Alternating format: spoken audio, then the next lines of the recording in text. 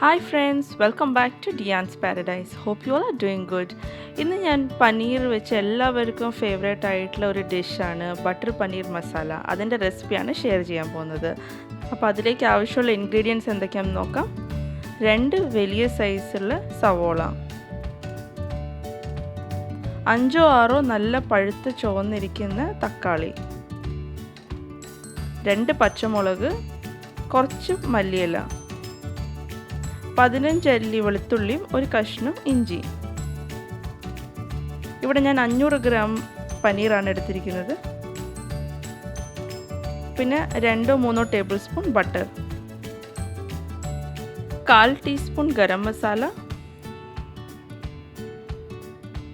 2 table spoon oil, vegetable ഓയിലാണ് use ചെയ്യേണ്ടത്, വെളിച്ചെണ്ണയല്ല, 2 കറിവേപ്പില,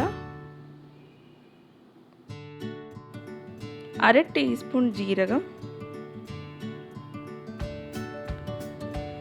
1 teaspoon Kashmiri red chilli powder, 1/2 teaspoon മഞ്ഞൾപ്പൊടി, 1 ടീസ്പൂൺ മല്ലിപ്പൊടി, 1/2 ടീസ്പൂൺ കസൂരി മെത്തി. പിന്നെ 1/4 കപ്പ് ഫ്രഷ് ക്രീം, ഞാനിവിടെ അമൂലിൻ്റെ ഫ്രഷ് ക്രീമാണ് യൂസ് ചെയ്തത്. 1 ടേബിൾ സ്പൂൺ ടൊമാറ്റോ കെച്ചപ്പ് ഇല്ലെങ്കിൽ 1 ടീസ്പൂൺ പഞ്ചസാര ആയാലും മതി. പിന്നെ 1/2 കപ്പ് വെള്ളം. ഇതെല്ലാം കൂടാതെ ആവശ്യത്തിന് ഉപ്പും. ആദ്യം തന്നെ ഒരു പാൻ ചൂടാക്കി അതിലേക്ക് വെജിറ്റബിൾ ഓയിൽ ഒഴിച്ചു കൊടുക്കുക. അത് ചൂടായി കഴിഞ്ഞാൽ അതിലേക്ക് ജീരകം ഇടുക.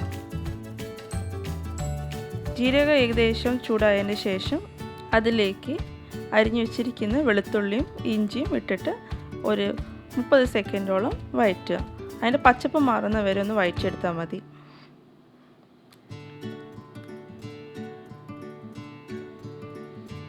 എന്നിട്ട് അതിലേക്ക് സവോള കട്ട് ചെയ്തിട്ട് ആഡ് ചെയ്യാം. പിന്നെ 2 പച്ചമുളകും അരിഞ്ഞിടുക. ഇതെല്ലാം വലിയ വലിയ കഷ്ണങ്ങളായാലും കുഴപ്പമില്ല, കാരണം ഇതെല്ലാം നമ്മൾ അവസാനം ബ്ലെൻഡ് ചെയ്തെടുക്കാനുള്ളതാണ് മിക്സിയിൽ. സവോള അധികം നേരം വഴറ്റി ഫ്രൈ ചെയ്യാനുള്ളതല്ല, ജസ്റ്റ് 5 മിനിറ്റ് ഒന്ന് വഴറ്റിയെടുത്താൽ മതി, ആ പിങ്ക് കളർ ആവുന്നത് വരെ. അതിൻ്റെ ശേഷം തക്കാളി ആഡ് ചെയ്തിട്ട് ഒന്ന് നന്നായി മിക്സ് ചെയ്യാം.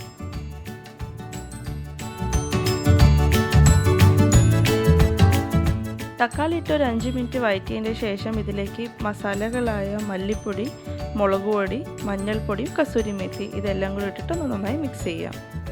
ഈ സ്റ്റേജിൽ വേണമെങ്കിൽ ഒരു 9-10 കശുവണ്ടി കുതിർത്തിട്ട് ഇതിൻ്റെ അകത്തേക്ക് ചേർത്തിട്ട് മിക്സ് ചെയ്ത് കഴിഞ്ഞാൽ ബ്ലെൻഡ് ചെയ്യുമ്പോൾ കുറച്ചും കൂടെ ക്രീമി ആയിട്ടുള്ള ഗ്രേവി നിങ്ങൾക്ക് കിട്ടും. അത് ഓപ്ഷണലാണ്, നിങ്ങൾക്ക് വേണമെങ്കിൽ ചേർക്കാം. ഈ സ്റ്റേജിൽ ഉപ്പും ചേർത്ത് അത് കൂടാതെ ഒരു 1/4 കപ്പ് വെള്ളം കൂടെ ഒഴിച്ചിട്ട് എല്ലാം കൂടെ മിക്സ് ചെയ്തിട്ട് അടച്ച് വെച്ചിട്ട് ഈ തക്കാളികളൊക്കെ നല്ല സോഫ്റ്റായിട്ട് വെന്ത് വരുന്നത് വരെ ഇത് മീഡിയം ഫ്ലെയിമിലിട്ടിട്ട് വേവിച്ചെടുക്കണം. ഇപ്പോൾ തക്കാളി ഏകദേശം വെന്തിട്ടുണ്ട്. ഇതൊന്ന് മിക്സ് ചെയ്തിട്ട്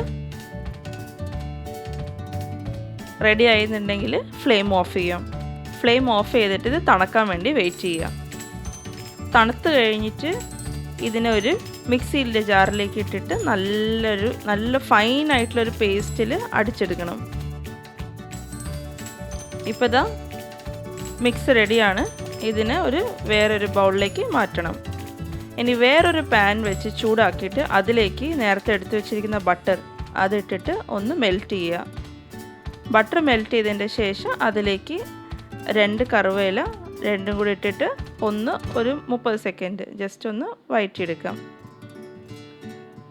അത് റെഡിയായി കഴിഞ്ഞാൽ പാനിലേക്ക് നമ്മൾ നേരത്തെ മിക്സ് ചെയ്ത് വെച്ചിരിക്കുന്ന സവോള തക്കാളിൻ്റെ പേസ്റ്റും കൂടി ഇട്ടിട്ട് നന്നായി മിക്സ് ചെയ്യുക. ഇത് അധികം നേരം വേവിക്കേണ്ട ആവശ്യമില്ല, കാരണം എല്ലാം ഓൾറെഡി വെന്തിരിക്കുന്ന ഐറ്റംസാണ്. അപ്പോൾ ഇതൊന്ന് ജസ്റ്റ് മിക്സ് ചെയ്താൽ മതി. മിക്സ് ചെയ്ത് കഴിഞ്ഞിട്ട് ഓരോ ഐറ്റംസ് നിങ്ങൾക്ക് പെട്ടെന്ന് ചേർത്തെടുക്കാവുന്നതാണ്. ഇപ്പോൾ നിങ്ങൾക്ക് ഗ്രേവീൻ്റെ തിക്നെസ് എത്ര വേണമെന്ന് വെച്ചാൽ അതിനനുസരിച്ച് വെള്ളം ഒഴിച്ചു കൊടുക്കുക.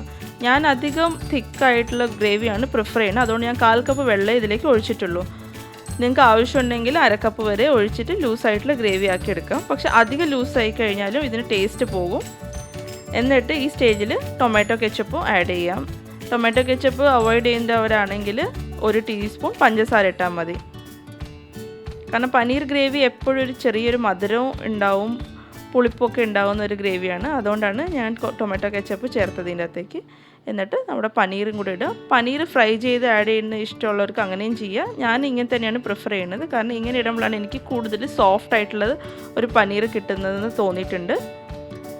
എന്നിട്ട് അതും കൂടി ഇട്ടിട്ട് ഒരു 5 മിനിറ്റോളം ജസ്റ്റ് പതുക്കനെ മിക്സ് ചെയ്യണം. കൂടുതൽ ഫോഴ്സ് ചെയ്ത് മിക്സ് ചെയ്ത് കഴിഞ്ഞാൽ പനീർ പൊടിഞ്ഞു പോകും. അപ്പോൾ പതുക്കെ സൈഡൊക്കെ ഒന്ന് മിക്സ് ചെയ്തതിന് ശേഷം നമ്മൾ ഫ്രഷ് ക്രീം, 1/4 കപ്പ് ഫ്രഷ് ക്രീമും കൂടി ഇട്ടിട്ട് ഒന്ന് എല്ലാം കൂടെ കൂട്ടി യോജിപ്പിക്കുക. പിന്നെ വീട്ടിൽ തന്നെ എങ്ങനെ സോഫ്റ്റ് ആയിട്ടുള്ള പനീർ ഉണ്ടാക്കാമെന്നുള്ള വീഡിയോ ഞാൻ ഇതിൻ്റെ മുമ്പ് എൻ്റെ ചാനലിൽ ഇട്ടിട്ടുണ്ട്. അതിൻ്റെ ലിങ്ക് ഞാൻ ഡിസ്ക്രിപ്ഷനിൽ ആഡ് ചെയ്തിട്ടുണ്ട്. അപ്പം പനീർ കിട്ടാത്ത ആരെങ്കിലും ഉണ്ടെങ്കിൽ വീട്ടിൽ തന്നെ ഉണ്ടാക്കി നോക്കാം. ആ വീഡിയോ എല്ലാവർക്കും ഹെൽപ്ഫുൾ ആവുമെന്ന് വിചാരിക്കുന്നു. ഗ്രേവി ഇപ്പോൾ ഓൾമോസ്റ്റ് റെഡിയാണ്. ഈ സ്റ്റേജിൽ ഉപ്പും കൂടെ ഒന്ന് ചെക്ക് ചെയ്തിട്ട് ആവശ്യത്തിന് ഉപ്പ് വേണമെങ്കിൽ ഇത്തിരി കൂടെ ആഡ് ചെയ്ത് കൊടുക്കുക. എന്നിട്ട് ഗരം മസാലയും മേലെ കൂടെ ഒന്ന് സ്പ്രിങ്കിൾ ചെയ്ത് കൊടുക്കുക.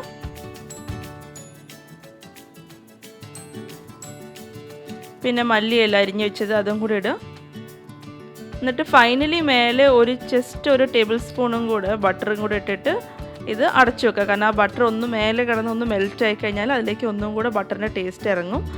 ഇത് ബട്ടർ പനീർ മസാല ആയതുകൊണ്ടാണ് കുറച്ച് എക്സ്ട്രാ ബട്ടറിൻ്റെ അകത്തേക്ക് ഇട്ടത്. നിങ്ങൾക്ക് അവോയ്ഡ് ചെയ്യണമെങ്കിൽ കംപ്ലീറ്റ്ലി അവോയ്ഡ് ചെയ്യുക ഈ സ്റ്റെപ്പ്. എന്നിട്ട് അടച്ചു വെക്കുക. പനീർ ബട്ടർ മസാലേൻ്റെ ഗ്രേവി റെഡിയാണ്. അപ്പോൾ നമുക്കത് സെർവിങ് ബോളിലേക്ക് മാറ്റി സെർവ് ചെയ്യാവുന്നതാണ്. സെർവ് ചെയ്യുമ്പോൾ ജസ്റ്റ് ഒരു ടേബിൾ സ്പൂൺ ക്രീമും കൂടെ എടുത്തിട്ട് മേലെ കൂടെ ഒന്ന് ഡെക്കറേറ്റ് ചെയ്യുമ്പോൾ ഗാർണിഷ് ചെയ്യുമ്പോൾ യൂസ് ചെയ്ത് കഴിഞ്ഞാൽ ഒന്നും കൂടെ ടേസ്റ്റി ആയിരിക്കും. അതൊക്കെ ഓരോരുത്തരുടെ ഇഷ്ടമാണ്. കാരണം ബട്ടർ പനീർ മസാല എപ്പോഴും കഴിക്കുമ്പോൾ ഇത്തിരി ക്രീമി ആൻഡ് ബട്ടറി ഒരു ഫ്ലേവർ വരുമ്പോഴാണ് എല്ലാവർക്കും ഇഷ്ടപ്പെടുക. അപ്പോൾ എല്ലാവരും ട്രൈ ചെയ്ത് നോക്കുക വീട്ടിൽ. ഇത് കോമ്പിനേഷൻ എന്ന് പറഞ്ഞു കഴിഞ്ഞാൽ ചപ്പാത്തി, പൊറോട്ട, നമ്മുടെ കേരള പൊറോട്ട, ഈവൻ അപ്പം, പൂരി എല്ലാത്തിനും നല്ലൊരു കോമ്പിനേഷനാണ്. എല്ലാവരും തീർച്ചയായിട്ടും ട്രൈ ചെയ്ത് നോക്കണം. പിന്നെ എൻ്റെ ചാനൽ ആദ്യമായിട്ട് കാണുന്ന ആരെങ്കിലും ഉണ്ടെങ്കിൽ എൻ്റെ ചാനലിനെ സബ്സ്ക്രൈബ് ചെയ്യാനും എൻകറേജ് ചെയ്യാനും മറക്കരുത്. ഈ റെസിപ്പി ഇഷ്ടമായിട്ടുണ്ടെങ്കിൽ ഫ്രണ്ട്സ് ആൻഡ് ഫാമിലി എല്ലാവരുമായിട്ട് ഷെയർ ചെയ്യണം. വീഡിയോനെ ലൈക്ക് ചെയ്യാനും മറക്കരുത്. വീണ്ടും കാണുന്നത് വരെ ടേക്ക് കെയർ ആൻഡ് ബൈ.